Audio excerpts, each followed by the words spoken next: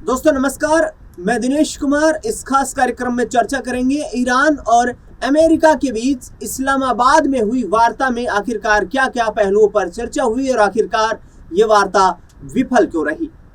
Iran और America के बीच शांति वार्ता को सफल बनाने की कोशिशें कामयाब नहीं हो पाई, जिस पर अमेरिकी राष्ट्रपति डोनाल्ड ट्रंप और उनके साथ साथ अमेरिकी उपराष्ट्रपति जेडी वेंस ने भी निराशा व्यक्त की। जेडी वेंस जो कि इस बैठक में शामिल थे, उन्होंने कहा कि इस्लामाबाद में हुई बातचीत के दौरान हम किसी नतीजे तक नहीं पहुंच पाए। ईरान ने हमारी कई शर्तों को मानने के लिए अपनी हामी नहीं भरी, वो कई शर्तें मानने को तैयार नहीं है। हम बिना किसी समझौते के अमेरिका वापस जा रहे हैं। ईरान और अमेरिका एक पॉइंट पर नहीं पहुंच पाए जहां जंग का समाधान निकाला जा सके। इस शांति वार्ता का सबसे बड़ा फोकस फिलहाल मिडिल ईस्ट के हालात सामान्य करना, लेबनान पर हो रहे इजराइल के हमलों को रोकना और होर्मुज स्ट्रेट से जहाजों की सुरक्षित आवाजाही सुनिश्चित करना था, जिससे क्रूड ऑयल के आसमान छूती कीमतों पर लगाम लगाया जा सके। ईरान ने शांति वार्ता विफल होने पर क्या कुछ कहा। इस्लामाबाद में फेल हुई शांति वार्ता के बाद ईरान के प्रतिनिधिमंडल ने कहा, अमेरिका की ओर से बहुत ज्यादा डिमांड रखी गई थी जिन्हें हम किसी भी कीमत पर मानने को तैयार नहीं थे। ईरान ने जिस तरीके से कहा कि उस पर लगे तमाम जो प्रतिबंध हैं, उन तमाम प्रतिबंधों को हटाया जाए। इसके साथ ही यूरेनियम का भंडार जो वहां पर मौजूद है, उस यूरेनियम भंडार में से यूरेनियम निकालने पर जो रोक लगी हुई थी उसको को हटाया जाए, उस प्रतिबंध को हटाया जाए। जो व्यापार किया जा रहा था अमेरिकी डॉलर में वैश्विक स्तर पर, वो अब ईरानी मुद्रा में व्यापार हो, इस पर चर्चा की जाए। ये तमाम ऐसे मुद्दे थे। होर्मुज स्ट्रेट पर टोल लगाने का जो मुद्दा था, ये ईरान की तरफ से रखा गया, लेकिन अमेरिका इन मुद्दों पर राजी नहीं हुआ और जिसके चलते पाकिस्तान के इस्लामाबाद में पाकिस्तानी हुकूमत के द्वारा की गई ये शांति वार्ता की कोशिश बिल्कुल नाकाम रही और पाकिस्तान जिस क्रेडिट को लेने का प्रयास कर रहा था, वो क्रेडिट पाकिस्तान को नहीं मिल पाया। यहाँ तक कि इजराइल जैसे देश ने ये तक कह दिया कि पाकिस्तान में जो शांति वार्ता हो रही है वो किसी नतीजे का समाधान नहीं है, क्योंकि पाकिस्तान की बातचीत पर विश्वसनीयता नहीं है, उस पर यकीन नहीं किया जा सकता है। ईरान ने हमारी शर्तें ही नहीं मानी, ये जेडी वेंस ने कहा है। अमेरिकी उपराष्ट्रपति जेडी वेंस ने एक प्रेस कॉन्फ्रेंस के दौरान कहा, अब तक हम किसी भी नतीजे तक नहीं पहुंचे, हमारे बीच कई मुद्दों पर असहमति है।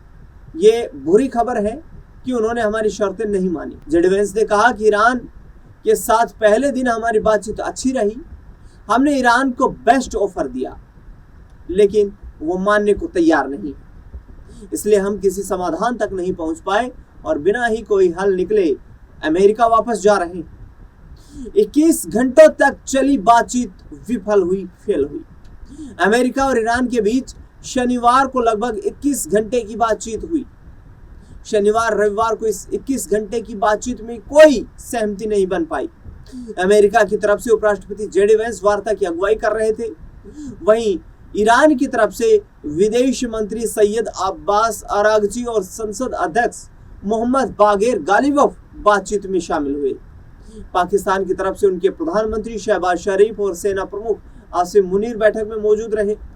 मीडिया रिपोर्ट्स की माने तो ईरान और अमेरिका की बातचीत के फेल होने का कारण होर्मुज स्ट्रेट है। ईरान यहाँ पर पूरी तरह अपना कब्जा चाहता है, लेकिन अमेरिका ने साफ कर दिया है कि ये रास्ता इंटरनेशनल रास्ता है।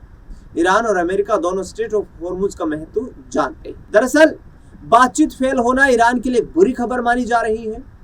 स्ट्रेट ऑफ होर्मुज का मुद्दा अब पेचीदा बना हुआ है।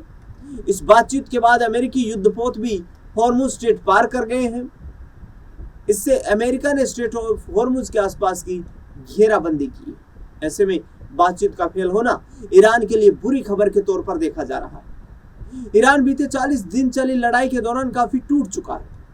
हालांकि ईरान की पर्दे के पीछे और चीन और रूस की मदद करने की खबरें भी लगातार सामने आ रही हैं, लेकिन अमेरिका ने साफ कर दिया है कि वह जंग लड़ने के लिए तैयार है। जेडी वेंस ने कहा, सीधी बात यह है कि हम ये देखना चाहते हैं कि वे परमाणु हथियार हासिल करने की कोशिश करेंगे या नहीं। और न ही वे ऐसे उपकरण हासिल करने की कोशिश करेंगे जो उन्हें जल्द से जल्द परमाणु हथियार हासिल करने में सक्षम बना सके, लेकिन वे ऐसा करने के लिए तैयार नहीं। इस्लामाबाद में हुई बातचीत में तनाव। अमेरिका और ईरान के बीच शुरुआत में गर्मा गर्मी की बातचीत के साथ ये वार्ता शुरू हुई। ईरान से साफ साफ कह दिया कि हॉर्मुज से गुजरने वाले अमेरिकी जहाज अब उसके टारगेट पर हैं।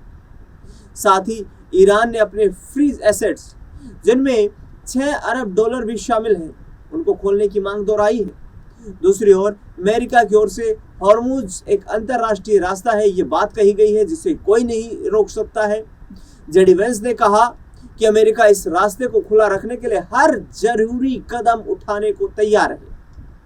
पाकिस्तान ने भी उम्मीद जताई है कि शांति वार्ता का कोई हल जरूर निकलेगा, जिससे मिडल ईस्ट में माहौल सुधरने में देखने को मिलेगा।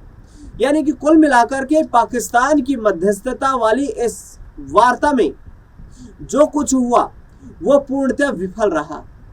अमेरिका का डेलीगेशन आया पाकिस्तान के इस्लामाबाद के सेरेना होटल में एक कार्यक्रम आयोजित किया गया था। वहां पर अमेरिका का डेलीगेशन आया, ईरान का डेलीगेशन आया, बड़े अथॉरिटीज आए जिनके हाथ में इस माहौल को नियंत्रण में लाना था, इस बातचीत को सिरे चढ़ाना था कि इन दोनों देशों के बीच जिन जिन मुद्दों पर तनाव है वहां पर एक थर्ड पार्टनर यानी कि एक मीडिएटर की भूमिका में पाकिस्तान को चुना गया, वहां पर बातचीत हो सके। लेकिन वहां बातचीत विफल रही पूरी तरह और पाकिस्तान की मध्यस्थता नाकाम देखने को मिली। यहां तक कि वैश्विक स्तर पर कुछ देशों ने पाकिस्तान की मध्यस्थता को नकार दिया। पाकिस्तान जिस तरीके से आतंकवाद का अड्डा बना हुआ है, वो इस तरीके के मसलों की मध्यस्थता नहीं कर सकता है। इसराइल ने तो ये तक कह दिया कि पाकिस्तान की मध्यस्थता कोई विश्वसनीय नहीं है कि ईरान उसकी बात मान लेगा। इसराइल की तरफ से यहां तक के आरोप लगा दिए गए। इसराइल ने सीधे तौर पर कहा कि जब तक हिजबुल्लाह का संकट इसराइल के ऊपर से खत्म नहीं होगा, लेबनान पर इस्राएली सेना के हमले लगातार जारी रहेंगे। लेबनान पर जिस तरीके से इस्राएली सेना कहर बरपा रही है, इसराइल का सीधे तौर पर कहना है कि जो प्रॉक्सी जो ईरान के लिए युद्ध लड़ रहे हैं, उन्हें हम किसी भी कीमत पर बख्शने को तैयार नहीं है, चाहे लड़ाई कितनी भी लंबी क्यों न लड़नी पड़ जाए। पिछले कई सालों से लगातार इसराइल इस जंग में सीधे तौर पर कूदा हुआ है।